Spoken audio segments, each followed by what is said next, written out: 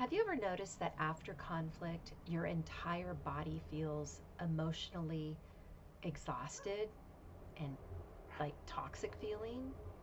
Like you can't think clearly and you feel heavy, drained, emotionally raw, and disconnected from yourself.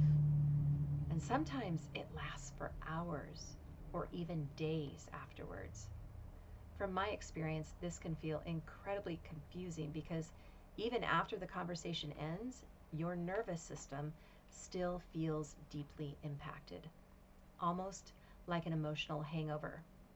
And that's actually much closer to what's happening than most people realize. One of the most overlooked nervous system experiences in relationships is what I call the emotional hangover after conflict. This is the emotional and physical crash that many people feel after arguments or tension, emotional activation, or disconnection, or even relationship stress. And like many women, I used to think something was wrong with me because conflict could affect me for such a long time afterward.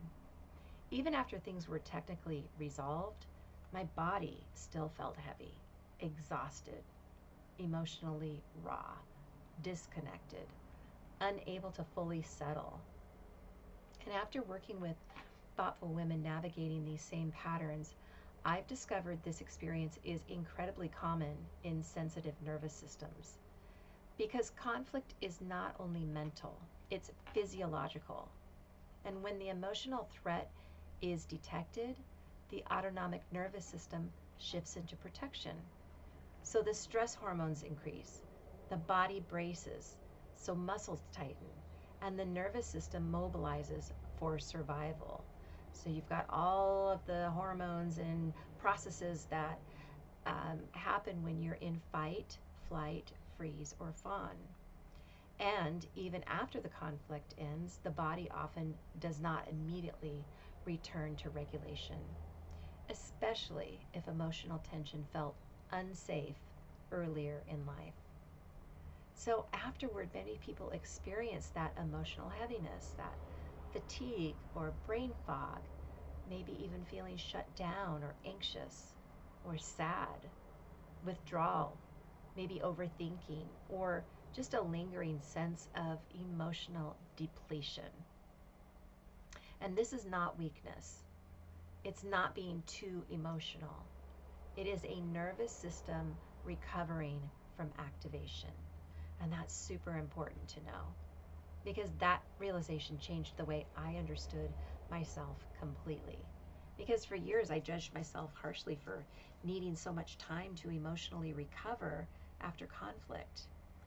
But I've discovered that many nervous systems carry old relational stress patterns that make emotional activation feel deeply consuming, especially for thoughtful women who tend to overprocess or feel very deeply or carry emotional responsibility or even grew up needing to stay hyper aware emotionally. The body simply spends enormous energy trying to maintain emotional safety for us. And afterwards, the crash comes. And this is why emotional repair matters so deeply. Not just ending the argument, but helping the nervous system actually return towards safety afterwards through co regulation, rest, slowness, repair, grounding, gentleness, and emotional reconnection. Because healing is not only learning how to communicate differently, it's helping the nervous system feel less devastated by emotional activation itself. And over time, the body slowly learns that conflict is survivable, connection can return, and emotional tension no longer has to consume the entire nervous system afterwards.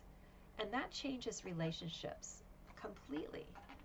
And if you recognize yourself in this pattern, just realize that this is not a failure. You're not broken. Your nervous system may simply be carrying more emotional load than you realized. And healing includes learning how to care for the nervous system after activation, not only during it. In the next video, we are going to explore another question that many spiritually aware women quietly have. And they wonder, why do I still lose myself in relationships?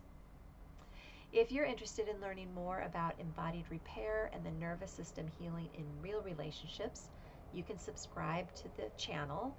And if you want to understand why awareness can disappear during emotional pressure, you can also download my free guide below. It's called Why You Understand Yourself But Still Lose Yourself in Relationships. If this was helpful, let me know. I do look forward to your comments. Until next time.